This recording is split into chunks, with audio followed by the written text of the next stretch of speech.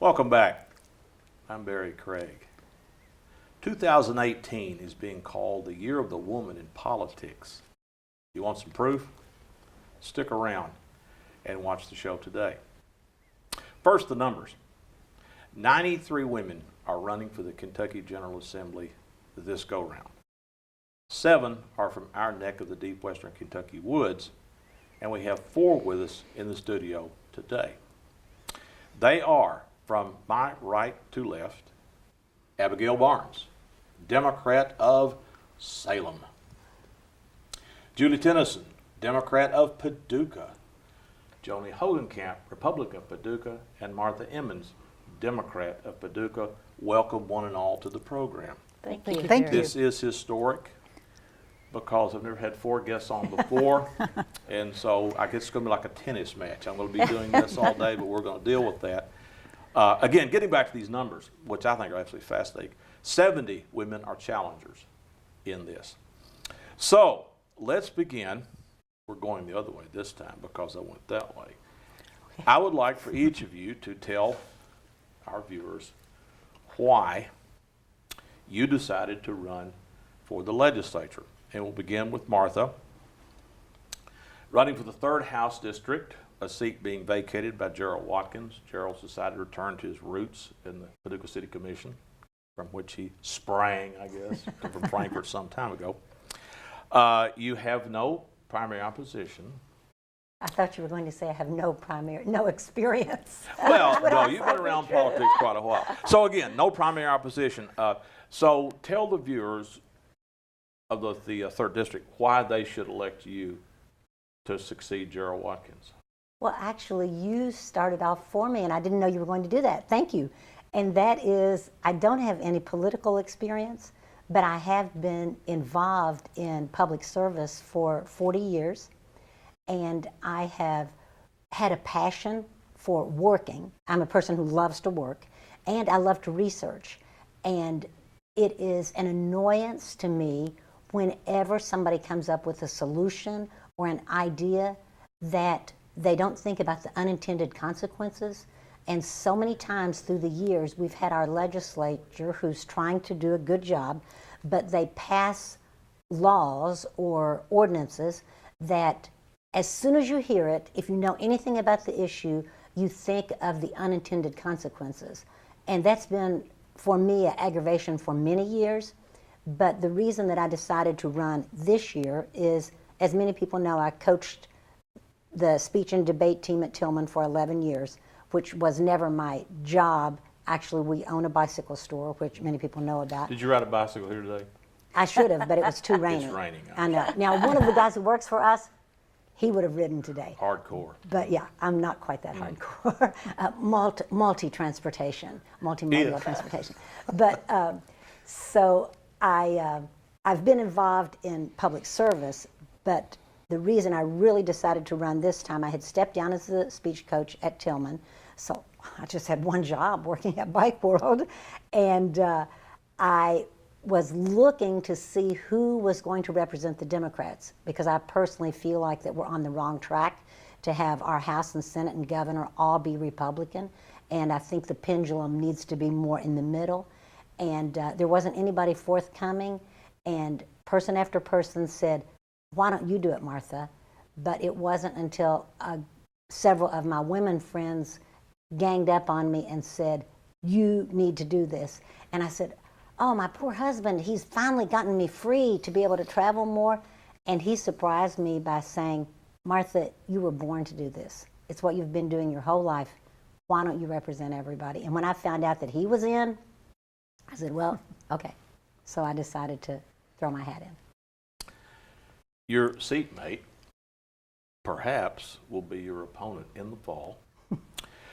She is also my friend. And that's good to know. It That's is. good to know. Joni Hogancamp, you ran in 2016. Yes, I against did. Gerald Watkins.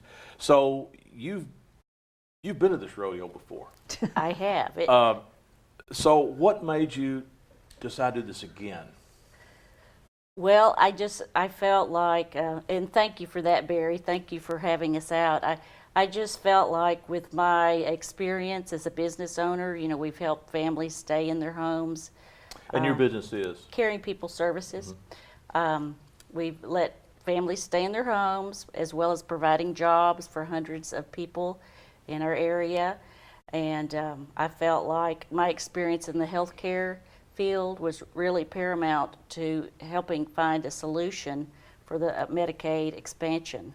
So I just felt like all the things were aligning for me to run, and I did learn a whole lot last time. What Good and did you learn? bad. What did you Good learn? and bad. Now, and of course, now you may not want to tip your Democratic Oh, no, opponents off, no. but can you tell us some of the things that you did learn from Well, this? I learned that you meet a whole lot of nice people when you're outdoor knocking. Some don't want to talk to you, which is okay, but it's the boots on the ground. That's where you really meet the people and tell them who you are, what you're about, why are you doing this? And that's how you get them to buy in to what you want to represent.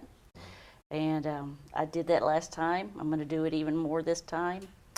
And I think it's going to be good. When you ran before, did you have primary opposition? No, I did not. So you do this time. Yes. So how would you run a race differently with primary opposition? First, you've got to get over the hurdle in your party primary, then get Yes. the general.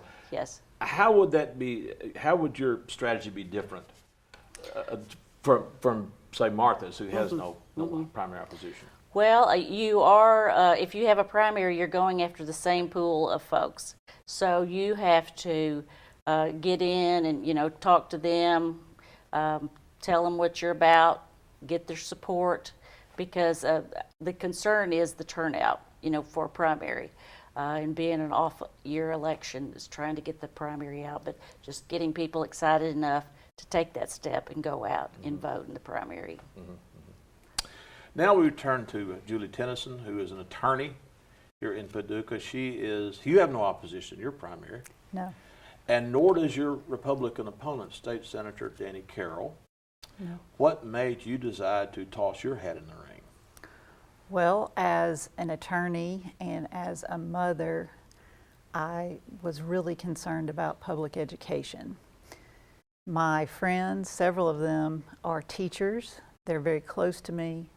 They were concerned that no one was speaking up for them. They were concerned that my opponent was not speaking up for them. And here at the college, there was a public seminar, if you will, with Will Coursey and Gerald Watkins and my opponent, and talking about the pensions. And my friends that were teachers were very upset about that because my opponent did not support their pensions, whereas Will Coursey and Gerald Watkins did. He was not very, what I'm going to say is he wasn't very pleasant in some ways to them, and they were kind of upset about that. He told them that he was the only grown-up in the room, and they got kind of upset, and I kind of saw that on Facebook, that all of these people are really upset that they don't feel like they're being listened to, and they felt like they were being talked down to.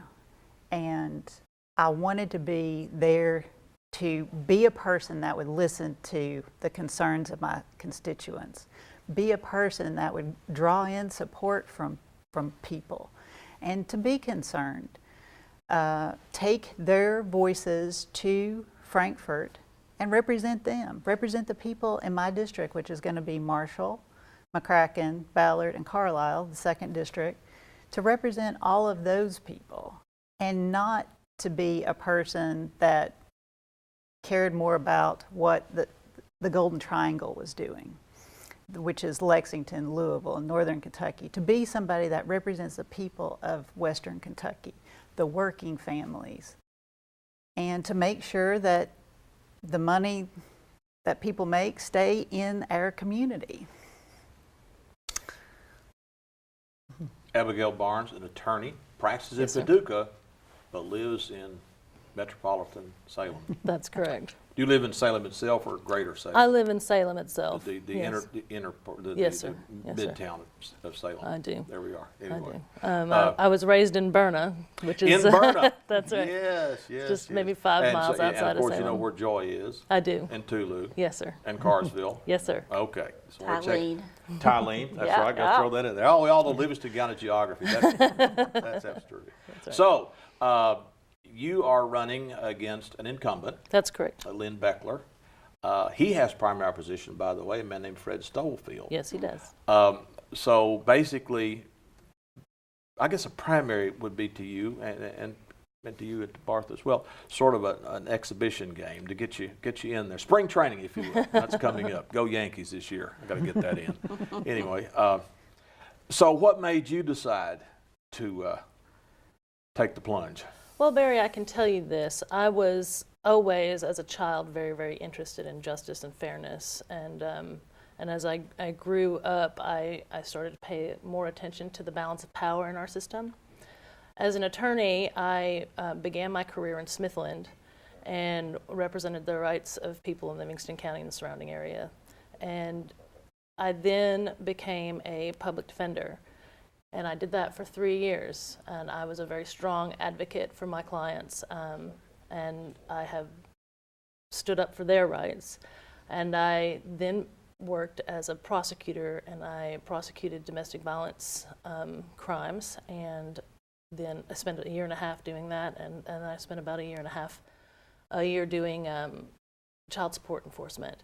The point of all of that is that I've spent my career standing up for the rights of others. I know what it takes to do that. I know the difficulties that are involved in that. And I have been very, very strong in my advocacy for my clients, and I intend to continue that and be very, very strong in my advocacy for my constituents. I have 2 children. One of them is 12 going on 13. The other is 10. Both of them are paying attention to what's going on in our country. And I have seen a breakdown, I believe, in the communication between the parties and between individuals. My children have seen that. And it's not okay for us to continue to be in the situation that we're in. And I want to show them what it's like to be part of the solution, because it's real easy to be part of the problem. I think before we go on, let's also acknowledge the other women running in this area. We couldn't fit everyone on the set, so but I do appreciate you all coming. Over in Ballard County, we have Desiree Owen, and she is taking on Representative Stephen Rudy. I don't believe either one of them have primary opposition. Down in Graves County, Charlotte Goddard from the metropolitan area of Pottsville. You know where that is? You do know your geography. I'm very impressed. She is taking on State Representative Richard Heath. And then in Marshall County, there's a competitive Democratic primary. There are 3 candidates: Linda Story Edwards, that's the 6th district, Drew Williams and Al Cunningham on the Democratic side, and 2 Republicans, Randall Fox and Chris Freeland. They are vying for the seat being vacated by Will Corsi, who decided he wanted to stay close to home and run for county judge executive. So there we are. I think it would be accurate to say both parties are interested in getting more women to run for office. The Democrats have an organization called Emerge, and the Republicans have Kentucky Strong. And all of you have benefited from the wisdom and experience of those 2 groups. So if you would, one by one, let's start with Joni. Tell us how Kentucky Strong made you strong. Well, it's really more of a mentoring program. You have workshops, and they just tell you how to get things done, how to formulate your message, how to get that across. And then, of course, there's always the fundraising part of it, too. How many of you really enjoyed the fundraising? I've never met a politician yet who did. And I can fundraise for most anything, but when it's for myself, it's Right. totally different. It is. It is. But just the aspects of it and running a campaign. And I think that is so important. I have been an observer of Kentucky politics for about 40 years. All of it run towards the county line. and I've always gotten bipartisan support for that. But the idea of nuts and bolts campaigning, and one of my former students, Daniel Hurt, who has been involved, I believe, in 4 campaigns, and it's so different today with Facebook and social media. Now, back when I was young, a long time ago, campaigning basically was phone banking. It was putting up yard signs, handing out leaflets. All that's changed. And so groups like Kentucky Strong and Emerge help tune you in to this modern way of campaigning. We hope. To let Yes. you know of the other possibilities on that. And another problem which we have found, and it's really all over the United States, is the polling of people. Because so many people now, they don't have landlines. And Yeah. so more than likely, the cell phone is not out there readily available. So the polls you're hearing do not necessarily reflect, the population. And I think, and of course, politicians of all parties live and die by polls, and you need to know that the accurate tells you what to do. And of course, in the recent years, polling has not been terribly accurate anywhere. In fact, they used to have a bluegrass poll in Kentucky, and I don't think they had one in 2016 at all because it was so off and so difficult. And that's the thing about contacting voters, and a lot of people, perhaps you all, I still have a landline because I think it's important to have a landline and a cell phone to keep your but most people don't. Most people don't. They gave and it that, up a few years ago. exactly, and, Yeah, we and don't. probably most people did. And again, to me, that's so important is to know the nuts and bolts of how do you do this. And so how has Emerged, we'll go one by one, how has Emerged helped you all with the nitty gritty, the nuts and bolts of it? I have just, I've just enrolled in Emerge. So you're a I student. haven't, I'm a student. I haven't been through the program yet. But What have you gotten out of it so far? the main thing that I have been impressed with so far is the caliber of women, ranging from young women who I'm tempted to call girls, my daughter's age, to people older than me. I was afraid that I would be the oldest one. I was relieved I was not. But You're never too old. No. incredible women with stories of survival, and not just survival, but of already accomplishing great things and working for people. And to think that all these women, in my case a class of 30, have been behind the scenes making such an amazing difference.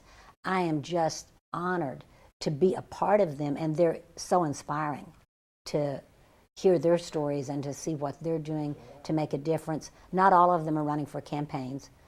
Some of them are just learning how to make a difference in our society, and to be a part of that, for use of lack of a better word, sorority, or that sisterhood. And both of these women who've been through there, and Joni who's been through, are all nodding. And I think not being a sorority person in college, this is probably so much better because it's really people who are not just having a good time, but connecting on deep, passionate issues. And you have those resources you can fall back on if you just have. Yes, you can call somebody else who's just been a little through it. question. They're there ready. Well, there are lots of Abby and I were in the same class, and there are lots of our classmates that are running this time, and they have been a tremendous support to us, and we talk to them almost on a daily basis, and that has been really helpful to us. But to understand all of the processes that go behind a campaign has been very helpful. And they did a good job on public speaking courses, for instance. And it's just been a tremendous source of inspiration to me to see all of the campaigns of the women and how wonderful that they are doing, all of them. It's just amazing. I just have to say that, first of all, obviously the nuts and bolts of the campaign issues are important, and they were very thorough in their education process in Emerge. And I loved learning about all of that stuff, but the thing that touched me the most is definitely getting to, like these ladies said, getting to know the women in Kentucky who are making a difference, who are standing up and saying, absolutely, I want to be part of this. I want to help. it's really been inspiring and energizing to see these women across the state who are marching forward and trying to make a difference. I'd like to add one thing. Sure. I actually had a man say to me, well, I think that men need some program like this. Why is it that women are all of a sudden getting all this attention? And I had to bite my tongue because I'm thinking, you know, we only got the vote in 1920. I mean, you know, you've had the vote since we formed the United States in the 1700s. So how dare you think that you're handicapped? I mean, you already have the good old boy network, and you've been mentoring each other for generations. And so to be a little bit dismissive of, well, why do women get all the attention?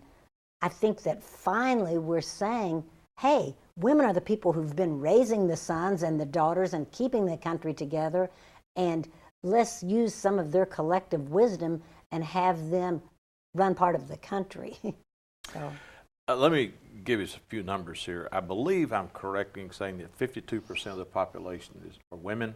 Sounds right. There are 100 House members as of today. There are 9 Democrats and 10 Republicans. You do the percentages. I can't. I'm terrible in math, but I think you. It's very small. Yeah. The Senate, we have, 38 senators. There are 2 Democrats and 2 Republicans who are women. So I think those numbers pretty well reinforce what you're saying.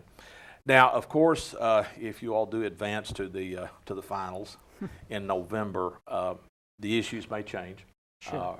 Right now, in the General Assembly, and I've been, again, observing Kentucky politics for about 40 years, I have never seen an issue as huge as this pension issue is. It cuts across party lines. It gets people fired up more than anything I have ever seen any issue. Now, the Republicans, I don't believe, have introduced a bill yet in the House. No, they're working on it. They're working on the bill. Governor Bevin introduced a bill. The House Republicans didn't like it. We don't know what this bill is, except what you read in the newspaper. Who knows? It's a possibility. I've talked to some people in Frankfurt that no bill will pass, that this could be on your plate when you come around next time. So in the time we have left, let's talk about pensions. Let's do your position on pensions. We'll go this way around this time. Your position on pensions is? Well, I hope that we get an opportunity to have it on our plate. I would absolutely love to be involved in making sure that our pensions are fully funded. We don't need pension reform. Reform is not the issue right now. What we need is to put money in that system, and we need to figure out a way to do it. We need to put our heads together. We need to stop fighting over squabbling over details. We need to focus on making sure that our public pensions are strong, so that the people who are sacrificing now will be able to reap the benefits of that later. We've got to keep that promise. I agree that the pension is a promise. It's taken 20 years to get into this mess. It's going to take us 20 years to get out. It's just not something that's going to be fixed overnight. It's something that's going to have to be chipped away at over time. I think there needs to be more accountability in where the pension funds are being invested. I don't think that all of that is public knowledge, and we've got to be accountable. We've got to hold the people who are investing it accountable. And we need to make sure that it gets fully funded eventually, but it doesn't have to be today. And so we just have to work at it over time. Well, I don't know if you know, but my mom was a school teacher in Marshall County, so I hold teachers very dear, and my daughter and her husband are both school teachers. And I feel like we have to do what we promised or proposed. We told them that would be the retirement that they had to depend on. But I think, as Julie said, it did not happen overnight. But I have to admire Governor Bevin for at least trying to fix it. You know, this has been a problem that has been kicked down the road for years. And he may not have the answers we like, or that may not be the final answers, but he's bringing up the conversation that we have to talk about it and come up with a solution. And I think there's really no good solution. You know, that's the problem. No one is going to be happy with it, but we did promise the teachers their retirement. So I feel like that's something we're going to have to figure out where the money's going to come from. The final word. We're almost out of time. I don't think there's any question, or should not be a question, as to whether or not we're going to pay people what we promised them. Now, going forward from that, and I don't know exactly how much time, but that is room for discussion. And as Joni said, and the other two ladies alluded to, it is a problem that we've spent a long time in making. And really, for that, the lack of transparency, I think as citizens, we have been willing, and this is a problem for all of us, that we've been willing to take money without asking the hard questions. Now, granted, nobody at the other end was up there saying they want to tell us the answers either. It's been carefully hidden as to where the money has been coming from, but we have done every public employee who trusted the state with their money a disservice. And really, when you can't trust your government, that's disgraceful. What kind of country do we live in then? That just infuriates me. And that is something that I will work hard to make sure that we have transparency and that we honor our promises. In the few moments we have left, let's go around the horn one more time and tell the folks how they can well, you got 1 minute. Do this very fast. Give us telephone number, contact info, something very quickly. You can reach my you can get on Facebook and look at my Kentucky Abigail Barnes for Kentucky website or Facebook page, and I have a website also, which is www.barnesforkentucky. Do a Google search, right? Yeah. I have Julie Tennyson for State Senate Facebook page, Julie Tennyson for State Senate website, and that should have my contact information on Google it. Google it. Google it. But Okay. Hogancamp for Kentucky, and I'm also on Facebook too. I'm very active there. You can reach me anytime. MarthaForRep.com. Facebook too? Facebook also. Okay, very. Well, we're out of time. Thank you all very much for coming in, and maybe Thank as we you for get having toward us. the final round, we could have a debate perhaps. That would be great. Thank you all for joining us. I'm Barry Craig, and we will see you next time. Thank you, Barry. Thank you.